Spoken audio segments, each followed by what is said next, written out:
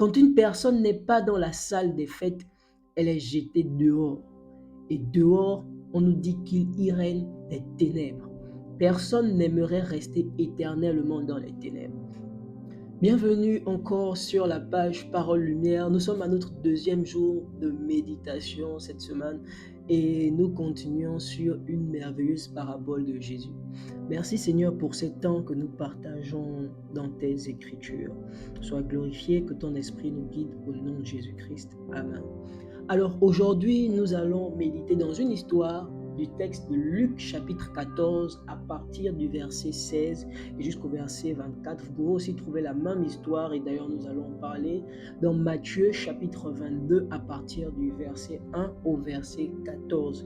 Cette histoire est simplement la parabole des conviés. Alors donc, je vais lire.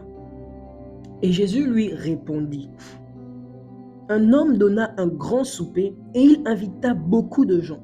À l'heure du souper, il envoya son inviteur dire aux conviés « Venez car tout est prêt ».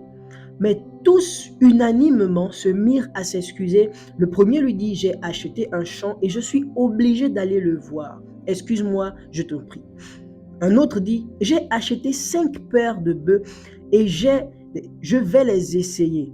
Excuse-moi, je te prie. » Un autre dit « Je viens de me marier et c'est pourquoi je ne puis aller. » Le serviteur de retour rapporta ces choses à son maître.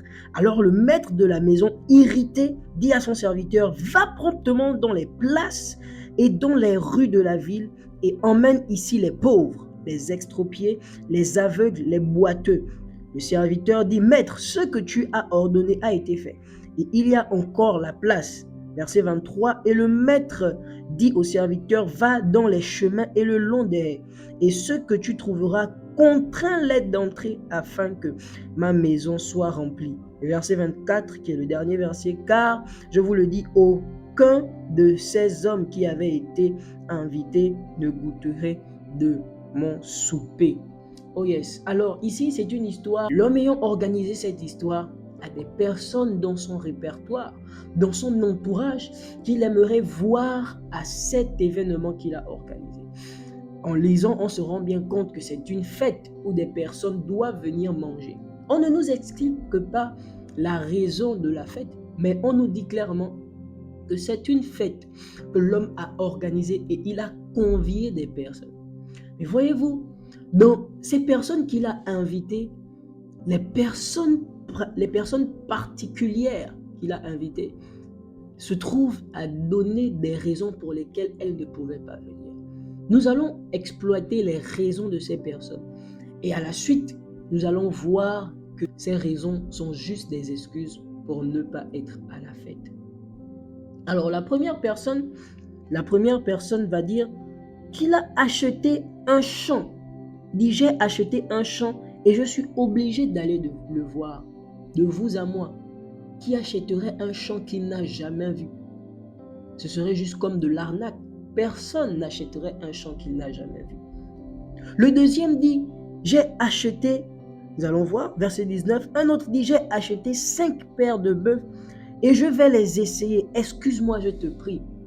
Personne, une fois de plus, ne peut acheter des animaux dont il n'est sûr de la performance. Ce serait aussi de l'arnaque. Et le troisième va dire, je viens de me marier. Généralement, dans notre monde, on sait que quand les gens viennent de se marier, ils sont prêts à se montrer au grand jour. L'époux aimerait montrer à ses amis, à sa famille, au monde, qu'il n'est plus seul, qu'il est maintenant accompagné. Il aimerait montrer sa belle épouse, la perle qu'il a trouvée. Personne, lorsqu'il vient de se marier, je ne sais pas chez vous, mais chez moi, de tout ce que j'ai observé, personne, lorsqu'il vient de se marier, n'aimerait être caché. Alors, on se rend bien compte que c'est une excuse. On dit les conviés. Donc, ça veut dire qu'au préalable, ces personnes avaient été informées qu'ils devraient avoir une fête. Ce dernier, comme toutes les 2 premières personnes, n'avait pas de raison de ne pas être à cette invitation. On se rend compte qu'il s'agit d'une invitation que l'on ne refuse pas.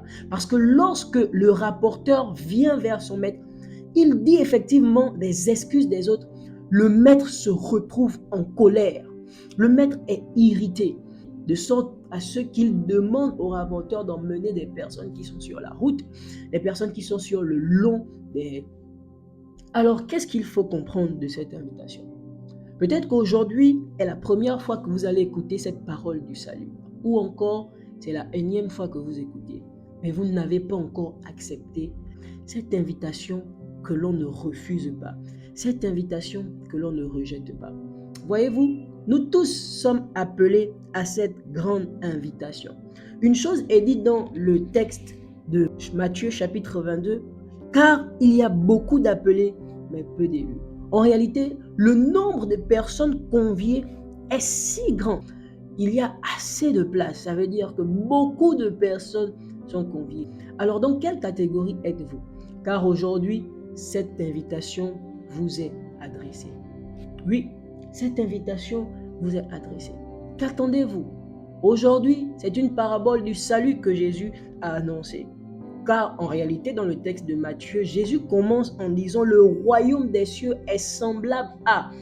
Ça veut simplement dire qu'il montre de quelle manière Dieu appelle des gens au salut, comme une invitation. Faites-vous partie du groupe des personnes qui sont très occupées, ou encore vous faites partie du groupe des personnes qui chassent et rejettent ceux qui invitent? Parce que quand vous lisez le texte dans l'histoire que Matthieu raconte, au verset 8, on dit « Et les autres se saisirent des serviteurs, les outragèrent et les tuèrent. » Donc en réalité, quand Dieu envoie des personnes invitées, certains donnent des excuses, mais il y a d'autres qui outragent les personnes qui viennent inviter, les évangélistes, les inviteurs. Faites-vous partie de ce groupe? Je vais simplement aujourd'hui vous dire que cette invitation vous est encore adressée une énième fois. Voyez-vous, quand une personne n'est pas dans la salle des fêtes, elle est jetée dehors. Et dehors, on nous dit qu'il y règne des ténèbres. Personne n'aimerait rester éternellement dans les ténèbres. Voilà pourquoi aujourd'hui, j'aimerais encore vous dire que cette invitation est votre invitation. Vous ne devez pas la refuser. Elle vous est encore adressée. Vous devez l'accepter.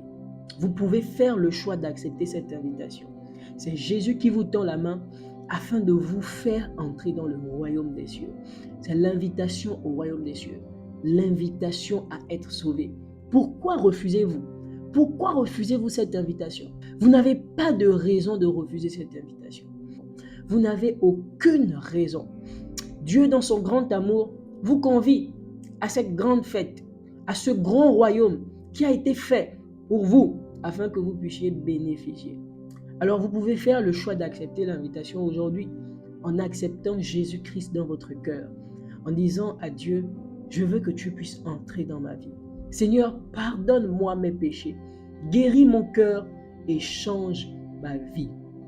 Ce texte que j'aime beaucoup mentionner dans le livre d'Ézéchiel 36, il dit, je vous donnerai un cœur nouveau, un cœur qui soit sensible à obéir à la parole de Dieu. Tu peux prier dans ta chambre, où que tu sois, même dehors, afin que Dieu te donne ce cœur et que tu puisses être de ceux qui ne se retrouvent pas dans les ténèbres du dehors, mais plutôt dans la salle de fête. Bien sûr, avec des habits de fête. Que Dieu vous bénisse et à la prochaine.